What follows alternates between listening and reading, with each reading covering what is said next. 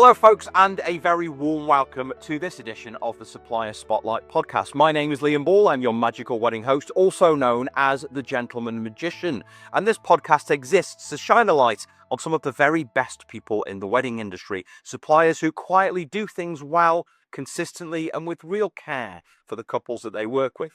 As always, if you are enjoying these podcasts, please do like, follow, should subscribe, share them, and tell other people about them. It really does help decision making for weddings far, far easier when you've got access to great information.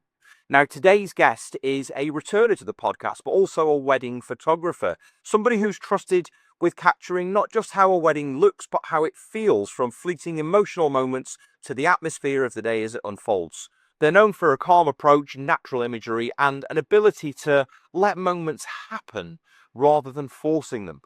So it gives me a great pleasure to welcome back to the podcast Adam Prescott, but this time talking about his photography business, Adam Prescott Photography. Hey Adam, how's it going? I'm good. How are you? Absolutely marvellous, yeah. Lovely to have you back. Yes. Yeah. Returning. Yeah. It's Indeed, yeah. We must make more of a habit of this. It's quite fun. So last time we were chatting, of course, it was about the Little Horse photo booth, of which you're making quite a few changes. How's that all going?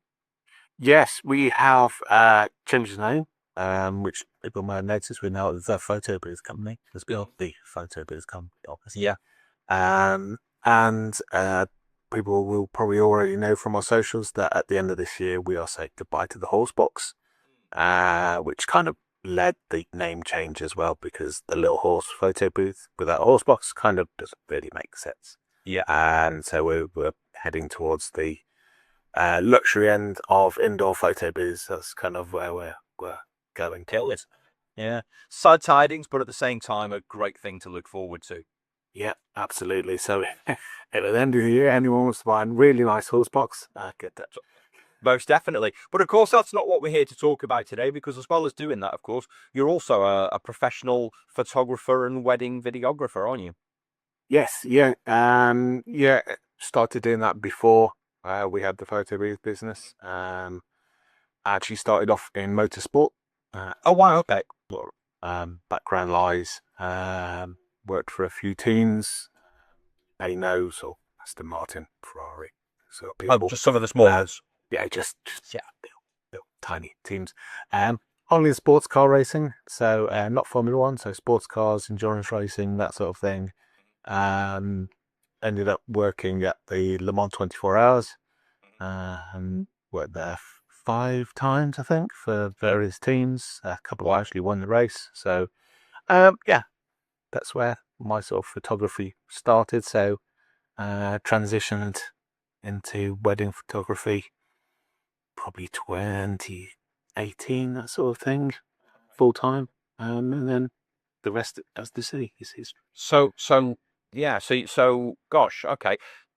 So I guess then you've had to sort of pick up a real knack of capturing sort of moments that are gonna come and go like that. You're not gonna have an opportunity to go, hang on, just reverse a bit so I can just get that.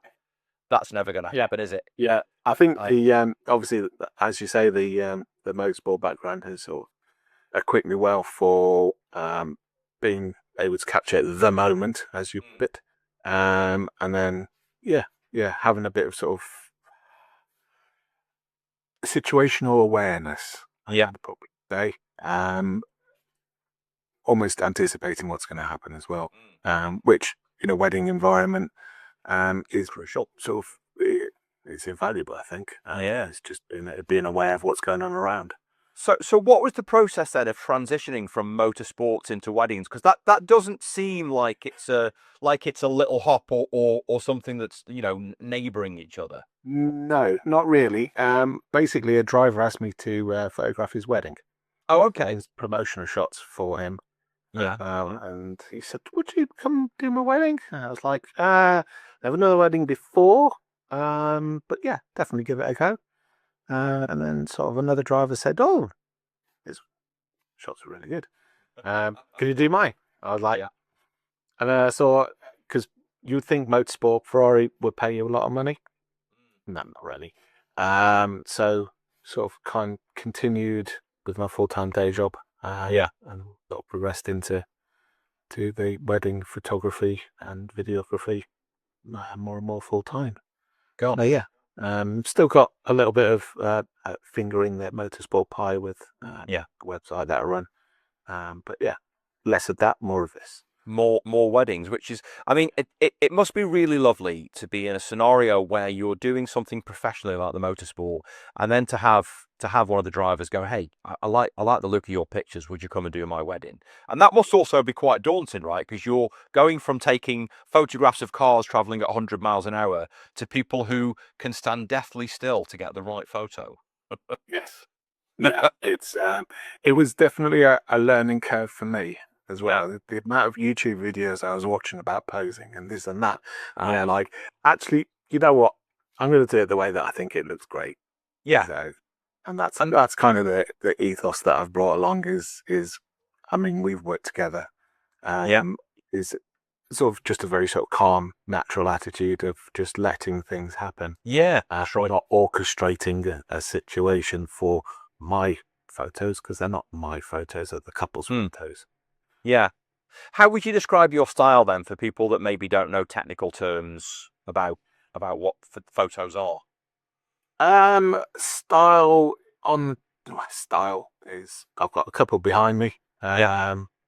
Both couples, when we had our first meeting, said, I'm really shy in front of a camera. I don't like having a photograph taken. Which I think is more prevalent these days than it ever used to be. Just relax, have fun, let people be themselves, because the last thing you want to do is look back 10 years time saying that's a really very good technical photo, but it's not us. Yeah. I want people to enjoy their photos for the rest of their lives and to capture what happened on their day, not what I made happen, if that makes any sense. Because I do tend to waffle a little bit, but yeah, that's kind of where I go. Some portraits like these two behind me, sort of quite intentional portraits, but people just enjoy the day. I think as well that what makes one of and I think it's a whole multitude, but one of the differences between getting a good photo at a wedding and a great photo at a wedding as a photographer, from what I've seen, is the ability to, as you say, just let things happen and to be there at the right moment and at the same time not be obtrusive, right? Yeah. The last thing you want is someone in your face with a camera. Yeah. I mean, because it's such a, because that's it. We're in a day and age now where everybody's got a camera in their pocket, and the second you point a camera at someone, they're just immediately aware of it, and everything about them changes. Yes. Yeah, it does. So how do you balance that on a wedding day? I think sort of the candid shots, the moments that are happening. I use we call them long lenses, so you can stand, for the layman, you can stand quite a long way back in to take the photo. A zoom lens, that sort of thing. So yeah, getting just observing what's going on, capturing those moments, moving around the crews if there's a group of people chatting, not really getting in people's faces. People will turn and they will look at you and they'll go, "Oh, photographer, can we get a photograph?" And yeah, absolutely, you can. And again, with couple shots, is just let the couple be themselves, give them some little cues, some prompts, put them in some great light. But just throughout the booking process and pre-wedding, to know each other, get to know if they're comfortable doing things, or if they just want to go and walk and hold hands and just chat about what's happened during the days. And yeah, that's kind of how I work during the day. Get you. So, what would you say then, in your experience of weddings, are some of the things that couples value most about having a great photographer, but don't realize that they're going to value them until they're actually in the moment and doing them? I It sounds strange, but it's having a third person there with them, because you are that person that is going to spend the majority of their wedding day with them. Yeah. From bridal prep at morning through till after the first dance. And having known that person before their wedding, so if they've had an engagement shoot or whatever, they're comfortable with you and you understand their needs and you can help them as well. So it's almost, I think a lot of couples have said, he did my dress up. None of us knew how to do this dress up that I bought. It's gorgeous, but we were all fingers and thumbs and we had nails and makeup and it was just stress, and Adam just stepped in and did the back of my dress up. So it's just those little things that are absolutely nothing to do with being a photographer, but it's being someone there that can help people, which is what it is. I think that's invaluable, isn't it? When you're in where, I mean, I've been in scenarios where something happens and like you're the person on the spot. You've got to deal with it because otherwise something might fall apart somewhere. And it's that cool, calm control of being like, don't worry, I've got it, and I'm going to turn it into a great photo as well, right? Yeah, absolutely. Yeah, I've had like the videographer that I work with. Has got me doing someone's dress, which is it happened on the day. So it's great for my social media. But B, it's documenting the day, and then vice versa. If I see someone doing something that's out of the ordinary for that couple, they're going to get a photograph. I don't sort of cut out supplies from the couple's day. I know some photographers do. But I like to sort of capture everything. They've paid a lot of money for these people. Be there. So why not have them in that photo? That's right. What have been some of your most sort of favourite and memorable weddings of also most favourable, memorable moments at being at weddings that you've caught on film and camera? I think Sasha and Sam's wedding. That is a great wedding. That was a great wedding, but if you remember, the weather wasn't the best. We had sideways gales, rain, and they were a great couple, and they were like, if we get a couple of shots outside, we get a couple of shots outside. But I think because we all understood where everyone was coming from, it was just a really fun day. We got some absolutely smashing couple shots in the end. They were out in the wind, and we used the wind to great effect on their couple shots. The sky was just so dramatic in their photos as well. But they were up for it, and they were like, let's do this thing. Let's enjoy ourselves. And I think because of the sort of, I didn't pressure them to, you must come outside and get some couple shots. They're like, let's go and do it. And it's understanding when someone's had enough as well, because there were points where they were like, look, this is just, we're going to go inside. It's too cold. Yeah, fine. I think that there are so many, because you want to get those really great confetti shots, and you want to have those really lovely moments when they're outside doing their own thing and it's just the two of them. But also as well, sometimes you kind of got to balance that with the environment and the weather, and of course people's energy levels and what they're comfortable with and capable of. It must be the kind of thing that you've got to have like 1,001 get out clauses, right? Yeah, there is. I mean, you never know how a day's going to unfold. Never know. You can have lots of lovely dialogue with a couple, and then you get there and the groom is sweating. He's so stressed. I've had that before, and it's like, okay, mate, let's just take it down a notch and have a. And he's like, no, I just don't want to talk to another. And it's like, right, I'm not going to take your photo. I'm not going to embarrass you with that. And then just, you have things that don't go right. Cakes don't arrive. Flowers are out of place. They fall over during the ceremony. It's an uncontrolled event. But I think it's not getting too wound up about that. And that's the advice I give to couples is the only time you've got to be on time that day is when the registrar is standing there or the vicar's standing there. That's right. Everything else is a guideline. Fly by the seat of your pants and don't worry about it. Yeah, that's right.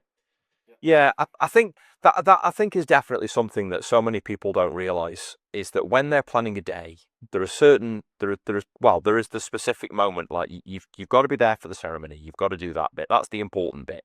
And then after that, make sure that you've got the right people in place so that you can sit back and chill out, and everything's just going to happen, and all you've got to do is then live it and experience it and not worry about having to control it or what you're going to do. I mean, I know that venues will be very much, well, dinner's at 3 and you need to be there at 3. But of course, the truth is, I think that many people don't realize, is that it is an uncontrolled event. There are things that come up that you just can't do anything about. And, being able to sort of roll in the moment will make a huge difference to how much you enjoy the day. And then following on from that, I guess, all the great photos you'll get out of it. Absolutely. Yeah, that's it. It's also having that sort of communication with the venue and saying, look, the light's brilliant at the moment. We're going to be 10 minutes late for dinner. Yeah. Is that a problem? That's right. And it's just being professional about it and saying, look, yeah, it's one day. It's the couple's one day. That's right. And I think for the most part as well, like most venues will say, hey, don't worry about it. It's fine. 10 minutes isn't going to cause any strife at all, which is great. Now, of course, we're kind of focusing a lot here on photography and taking still photos, but you already also do videos as well, don't you? Yes, that's correct. Yep. Started that a few years ago. It's kind of a natural progression. Yeah. A lot of people say, you can't do both. I can't. No, you're right. I can't do both. Okay. I do, if a couple books photo and video, I do the photos, kind of leave the day, and then I upload video out of a pool of 3 that I really trust. Yeah. But I do videography on my own. So yeah, similar sort of view to a wedding there. Just let the day unfold in front of me. A lot of photographers will ask couples to do or suggest couples to do. Works perfectly well for me on film. Not going in all Hollywood with lights and cameras and this and that. And again, same ethos as the photography. Just let the day unfold, document what's in front of me. Yeah, I get you. So what would you say is your personal preference when it comes down to photos or video? What do you prefer? I prefer, it's strange, I prefer photos for editing.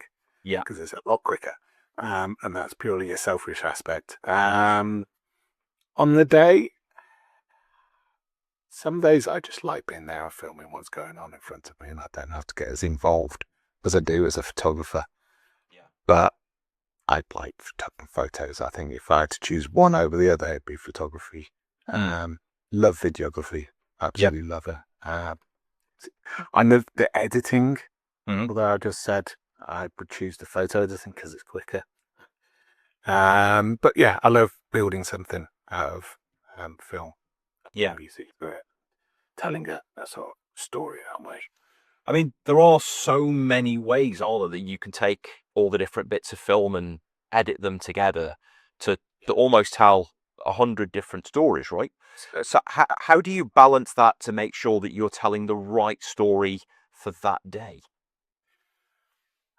That's a really good question. It's a really good question. Again, it's knowing the couple and knowing their sort of take on what their day means to them and how they want it to look. From as far as the music aspect, got a massive library of music that's now available to me. And it's built the way I know a lot of videographers edit in different ways to me, but I sort of have a chronological feel to the day. Of it starts with prep and it goes through chronologically, and throughout that it's building excitement towards the end of the day. It's a little crescendo in the middle for the ceremony, and then so it builds excitement to the end of the day. It's again, it's not a Netflix documentary. Yeah. Not that great yet. But yeah, it's capturing the moments that mean things to people, and also things the couple may not have even noticed has happened. Yeah. I mean, I think that's, the other thing is that, and I guess it's the same for a photographer, videography. You can only be in one place at a time, right? But of course, the couple can only be in one place at once. And there's going to be so many things that go on around them that they're just never going to see, that I guess you're going to have more of an opportunity to see, because you're almost like back from the action. So you've got a wider range of view. So you could take some photos and suddenly go, I'm just going to get that over there. Then I'm going to get that over there. Then I'm going to come back here again. And suddenly they'll go, hang on, when did that happen? It's like, well, you were doing this and I saw that. Yeah, that's it. There is a lot of being for the couple being in two places at the same time. You may not physically be there, but you can make it seem that you are. Yeah. I mean, I think as well as, you know, the opportune and the candid moments that you get, would you say there are any sort of standard moments of a wedding day that are often underestimated, or they get something that they don't really expect, even though they know they're going to do it? Yeah, definitely. Cake cuts. Oh yeah. It's I think there's been a lot on TikTok about, we should get rid of cake cuts and blah blah blah. It's so boring. To a point, yes. I used to just go, gonna go cut a cake. It's there. But now I'm like, no, let's put the cake. Woodleman is a brilliant example because they don't mind doing it. We'll put it right in the middle of the dance floor. Yeah. And we'll light it with the lights. And it looks absolutely fantastic. Yeah. And you take the photo not looking at the couple. You take it from the back looking at everybody else. I filmed it that way as well at another wedding, and the expression on everybody's faces is fantastic because they're smiling and they're happy. And if you're just looking at the couple cutting the cake, it's the up cutting the cake. But if you get the atmosphere of everything else that's going around and the guests are enjoying it, mum's there bawling her eyes out because the daughter's cutting the cake, and it's like, that's what you want. It's a real big moment. I think people underestimate it, isn't it? It's a real big moment, the cutting of the cake. It's something, I think, at a wedding that everybody expects to happen as well. Yeah. And of course, it's one of those like key points in the day where you can be like, right, we've cut the cake now. You know, we're kind of we're getting towards party time. We're getting towards drinks, and of course, we're getting towards cake. Yes. So yes, it's going to make anybody happy. So we all like cake. It's one of the main reasons I do weddings. Wedding cake. It's fabulous. Couple. Yes. Yeah, suppliers tier. That's what we need. Yes. Yeah, that's right. Yeah, 4-tier cake. Yeah. Yeah, one for the day, one for the anniversary, one for the christening, and one for the suppliers. That would be great, wouldn't it? Wouldn't that be wonderful? What's your favourite cake? What's your favourite? I like really, really good Victoria sponge. Oh yes. Yeah, classy, very nice. Yeah. But yeah, it's nice and light as well, which you don't want to have heavy cake on the dance floor because you're probably going to see it again. Yeah, that's right. Yeah. That's right. Fabulous. Now, first dances, because I know I touched on it there. Couple are going to come in, they're going to do their first dance. It's becoming more of a thing, isn't it, now that people start to choreograph a dance, right? Yes. Yeah. Yeah. And I mean, because I come from very much from a hobbyist. I have a bit of a dancing background. My fiance and I actually we're both dancers. That's how we met. And we've helped people choreograph stuff. And time again, I said to couples when I've helped them to do this, like sort of friends of mine, it's not something I do in any way professionally. Like I'd never dare. But, you know, I've had friends where I've helped them. And I've always said, listen, get together with your photographer and your videographer. Show them what this dance is going to look like, right? Yeah. Because there are so many beautiful moments in this. And if they know where it is, they're going to capture it. Yeah. Have you ever been surprised by a choreographed dance and thought to yourself, oh, God, I don't know where to be? Yes. Yeah, I had one couple that obviously I learned from this that had choreographed an entire first dance. And they had a violinist as well. And I was like, oh, blimey, what's going on here? So from that, I now ask people, are you having a choreographed first dance? Which is... it was a learning thing for me, but yeah, captured most of the dance because I usually have a fixed camera on the dance floor. So. Yeah, I think that's also something that people underestimate, right? With things like photos and videos, if you're choreographing a dance, there is going to be some absolutely fabulous just moments, just split-second moments in that number one will make astonishingly good photographs. And secondly, will make a really fabulous, especially if it's been maybe filmed from a couple of angles, it's going to get cut in, it's going to look brilliant. And I think that's something which people underestimate, because I think there are so many people who think, well, I'm not very good at dancing, so it's not going to be very good. But the truth is, you don't have to be great at dancing to put on a fabulous first dance and get great photos and great video. Yeah, absolutely. I think it's just having a little bit of confidence, and kind of understanding by that time of the day, you'll be relaxed. You won't get stressed anymore. That's right. Speeches out of the way. You're married. Have fun. That's it. Have fun on the dance floor. If you make it part of yourself, you make it part of yourself. But fantastic. You're in front of friends and family. There's no strangers there. Yeah, that's right. Yeah. So they always say dance like nobody's watching, but it's very different for a first dance. Everybody's watching, and most of them have cameras. Yeah, and I would also say, if you want to do that, but you're not like massively keen on being there on your own, tell your DJ or band, look, after the first sort of 30 seconds, 1 minute, invite everybody in to join you on the dance floor. So you can stand on your own for a 4.5 minute track, swaying around, go, I just want the ground to beat me up now. That's right. If that does happen, and I feel really bad for the couples. I'm like looking at the DJ, just going, get everybody the dance floor. Yeah. The number of times I've said to couples on a wedding day, have you choreographed a dance? And they go, no. So, okay, what's your first dance track? It's this 7-minute melody. And I'm like, right, okay. Do you want to do the whole thing on your own?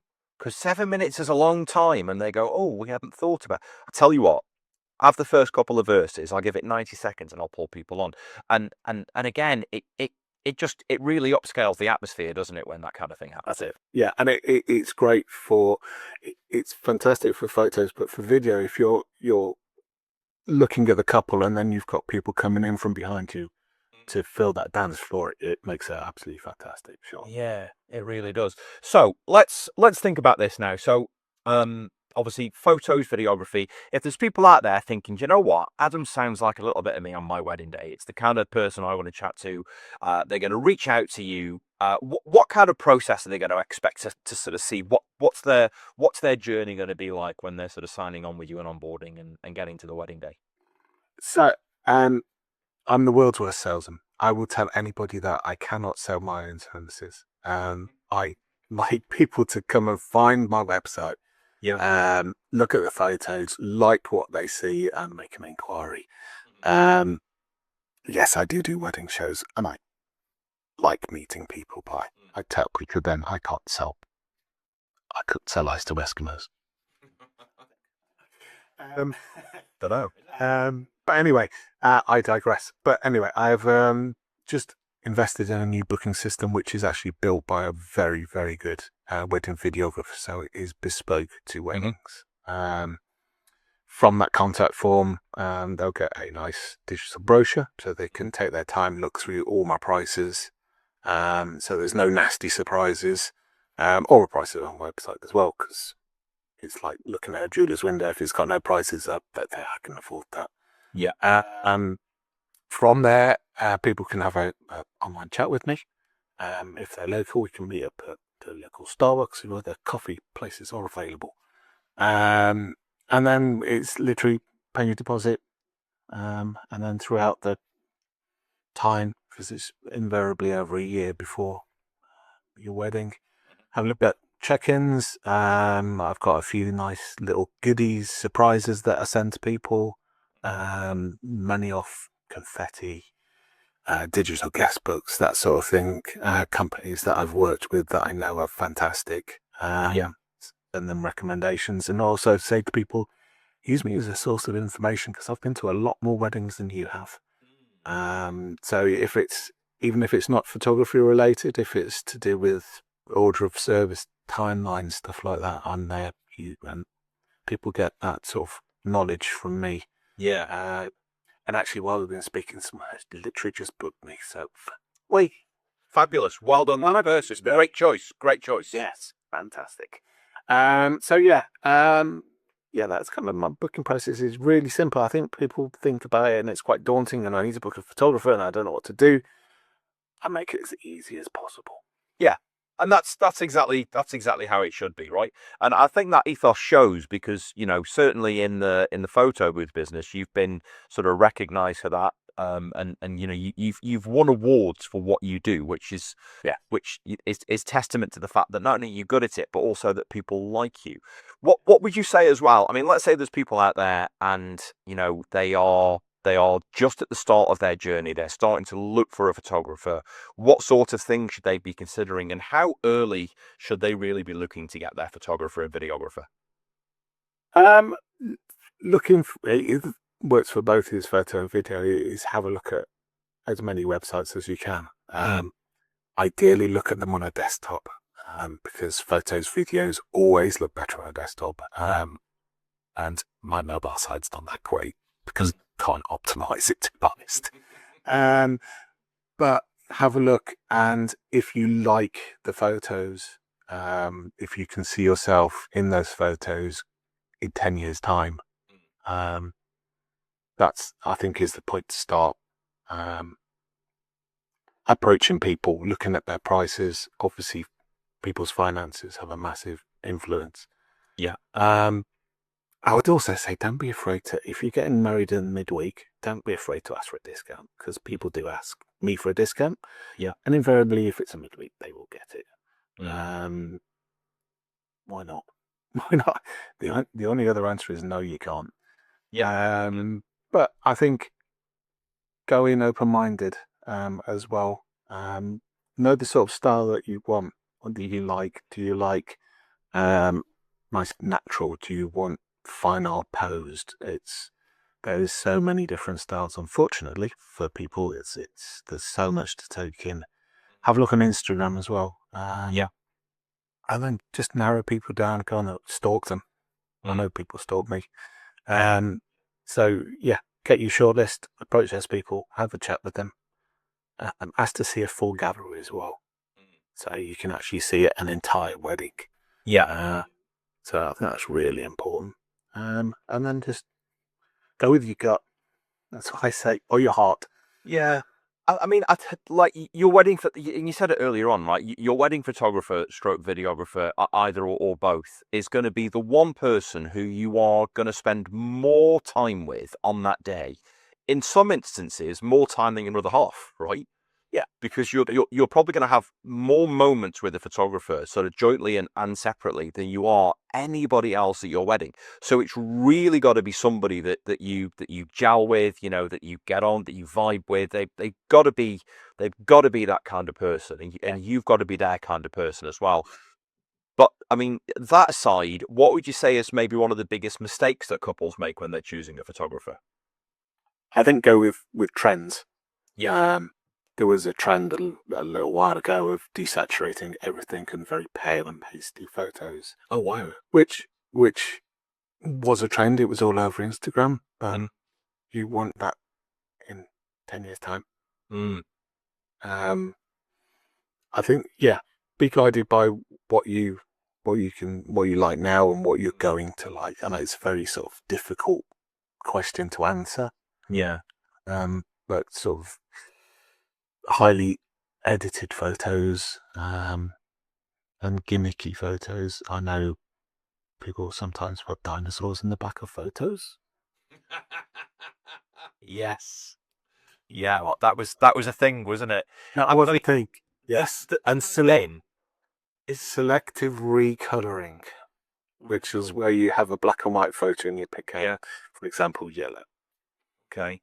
I mean, there are a lot of photography trends that have sort of come and gone over the years. Here's a question: if you could ban one photography trend that just forever, nobody can ever do it again, what would it be? Yeah, selective recolor. Okay, fair enough. Yeah. Yeah, it's banned. Yeah. I'll put my hand up. When I started out, I did do a couple, and I was like, that looks really good. And I was like, 5 years down the line, no, that's no, it's awful. Please don't do it. I'll tell you the thing that stuck out for me, and it's a bit of a morbid thing, right? But it definitely happened. Is that I remember seeing somebody's. I was with a group of friends. Oh, I've had this photo and it looks great.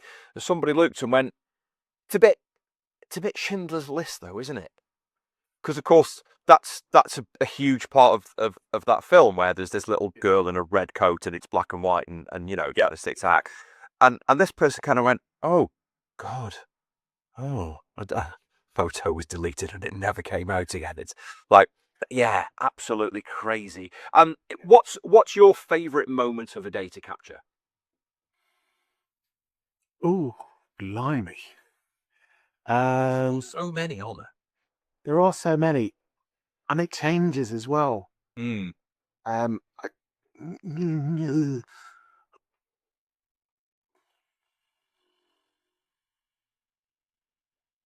long pause, silence. Well, I think it's either it's probably going to be golden hour. Yeah.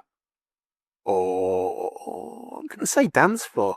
It never used to be dance floor, but it's starting to get more dance floor. But golden hour. I think if I had to choose just one, Yeah. which hand's going up? This one. Yeah. That's golden hour. I don't think you see it, but that was just a gifted, and it's in a field of sunflowers, and it's absolutely gorgeous. Well, I think that's, you know, a beautiful, emotional, artistic, gorgeous style of photo. But what's interesting is you said also maybe the dance floor, where it's a complete flip of energy, right? You can get some absolutely fabulous energy in dance floor photos, which is great. Oh, that's wonderful, fabulous. Now, of course, people can find all of this information and more and check out your work on your website and Instagram. So if they're going to go and do that, Adam, where should they be searching for you on the World Wide Web? Literally search my name, Adam Prescott. I am not a reggae DJ. That's the only other Adam Prescott that comes up. But it's quite useful because, I was at Glastonbury and people thought I was performing at Glastonbury at one point. But if they put Adam Prescott photography, they'll find Adam, right? Yeah, they will find. That's the way to go. Belting. And of course, your Instagram. What's your Instagram handle? Just put in Adam Prescott photography again. Oh, yeah. Great stuff, wonderful. Well, hopefully some people will, and that'll be really lovely. But yeah, we must catch up again soon and do some more weddings together. But in the meantime, Adam, thanks ever so much, and all right, take care. Thank you for watching, everyone. Thanks. There you go, folks. Yet another fabulous chat with Adam and a great discussion about photos and videos at a wedding. So if you are looking for photography that feels natural, relaxed, and genuinely reflective of your day, I can really recommend Adam Prescott Photography. I've worked with him. He is fabulous, and his photos are absolutely on point. You can find him online at adamprescottphotography.co.uk, and you can explore his work in much more detail, of course, on Instagram if you want to. Just search for him, Adam Prescott Photography. And of course, if you are listening, please do like, share, and subscribe to this podcast. It's going to be filled with lots of really useful, helpful information that other people will get a lot of value out of as well. Until next time, folks, remember to choose your suppliers wisely, and I'll see you soon on another episode of the Supplier Spotlight Podcast. Take care.